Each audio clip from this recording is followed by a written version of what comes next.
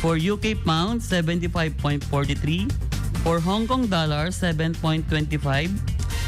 For Canadian dollar, 40.67. For Singaporean dollar, 43 pesos. Ayan. For Australian dollar, 35.91. For Bahrain dinar, 149.27. Saudi Arabia Riyal, 14.99.